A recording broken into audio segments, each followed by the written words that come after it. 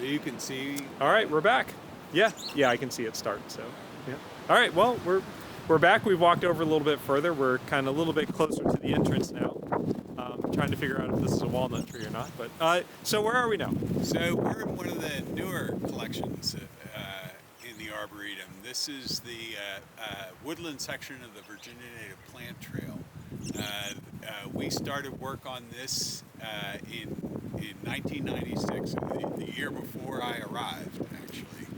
And it'll always be a work in progress, but it's got some beautiful specimens in it. Last I counted, there were over 200 species of native Virginia plants just in this woodland section all by itself. And it was our first collection in the Arboretum dedicated exclusively to Virginia natives. Okay. So you want to walk over that way and tell us what we're looking at? Sure. So the trees are just beginning to come back to life here in the woodland section of the Native Plant Trail. But one of the first ones to flower every year is the redbud, which is a beautiful Virginia native, very, very popular with the landscaping trade because of the beautiful flowers in early spring. And it's an extremely important plant for our early season bees. It is a very important pollen and nectar source for queen bumblebees, for example. Okay. That makes sense. Not much is blooming right now. That's right. They're coming out, and where do they eat? Yep.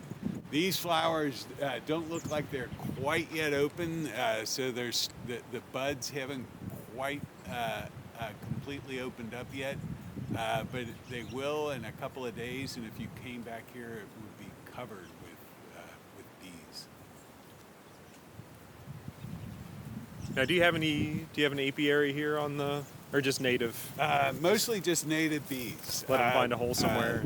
That's right. So our curator, Ty Ralston, does almost all of his research on bees, and mostly on native species of bees. Okay. And so for that reason, we try not to have honey beehives here because they're not native. They're not native, and they do compete with the native species.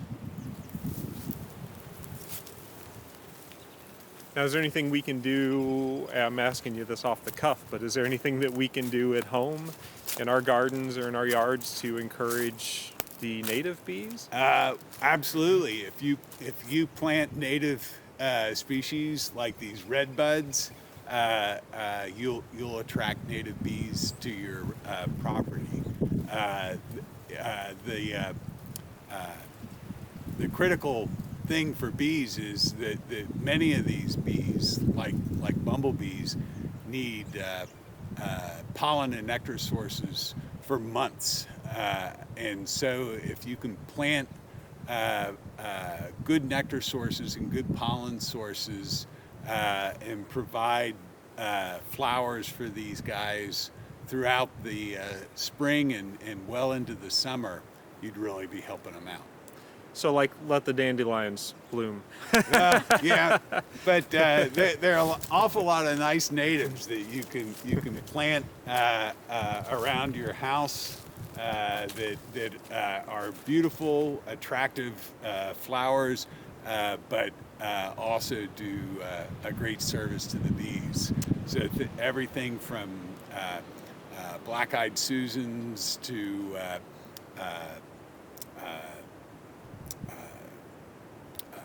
Virginia bluebells, like we have blooming here. Oh yes. These are very attractive to bees and other pollinators, and are critical resources. And the beautiful thing is they're native here, so they don't require as much maintenance. That's right. As you just stick them in the ground in theory, and they grow. That's right. They're all adapted to our climate here in Virginia, and they They usually don't need lots of pesticides. They don't need a lot of fertilizer. The level of care and input from you is much less. Yeah. And everybody's got a little bit of time right now, so hey, take a look around your yard and see if we're definitely doing that. We're trying at my house. We're trying to kind of inventory the flowering plants and just the plants that we have and replace if they're sick or whatever. If we're planting something new, we try to make it native. We try to find a native choice. That's our encouragement here. Is that a number of studies are showing that native plants have an outsized benefit for native wildlife, and if you can go native and replace plants on your property with native plants, you're doing all of our wildlife a big favor. And you can usually find those. Unfortunately, we were just talking that you guys had to cancel which is terrible. That's heartbreaking. You guys have to cancel your break spring sale, but you can find usually something that's marked at your local plant store. Yeah, our garden fair has some wonderful native plant vendors in it, and unfortunately they won't be here this year. But a lot of the local nurseries carry plenty of native plants, and a lot of our vendors that come to garden fair, you can contact them and get natives from them as well. Oh, fantastic! All right. I want to look at these bluebells. So bluebells, if I want bluebells in my yard, they're already blooming, which is fantastic because I really don't have anything blooming in my yard yet. So it would be really nice if, what's a great environment for these little guys? They like a little bit of moisture, so they do best in nice, rich soil. Here in Clark County, one of the best places to find them is along the Shenandoah River.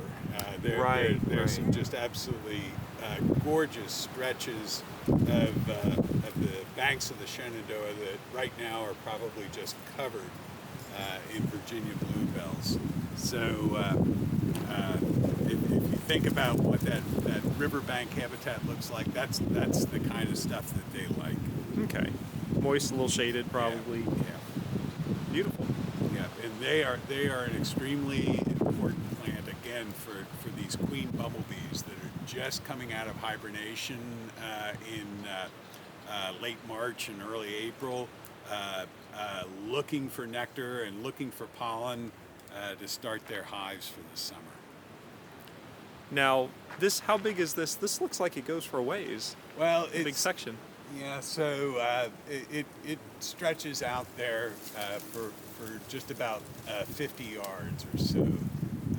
It's compared to our meadow section of our native plant trail, it's actually pretty small. The meadow is 35 acres. Wow. And this is just a little over an acre in total area. Great place for a stroll. It's shaded, so summertime heat. When you're open again, oh yeah, this is a beautiful place to come and walk through in the shade. How many acres do you have here? Total on the property, 700 acres. Wow. And the Arboretum itself, the part planted with the collection of trees, is 170 acres. Wow. Too many times we forget what we have in our own backyard here. I've been here a number of times with the kids. Great place to come with the kids and let them just kind of run. There's a lot of just space that I feel safe with the kids kind of running around. And we've been to different sections every time, and we still haven't been to all of it yet. So it's a great asset that you guys have.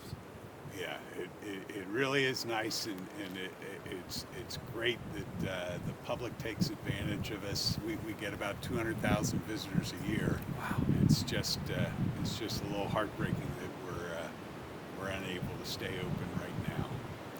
Well, we'll see if we can come back, or you can come back. We got two of these cameras, so 720 degree, right? And we'll maybe we'll come back in a little bit and see when everything's a little bit greener and see what's blooming in a couple weeks or a month or so. All right. All right. Well, thank you again for joining us. Again, I'm Justin with the Winchester Tourism Office. Hi, Fulshire Hart with Clark County.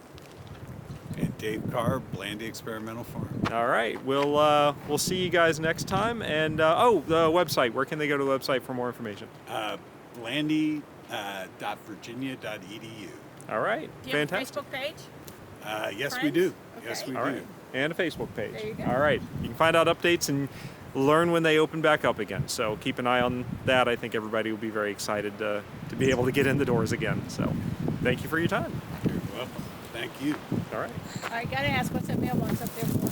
Oh, so that that tree died.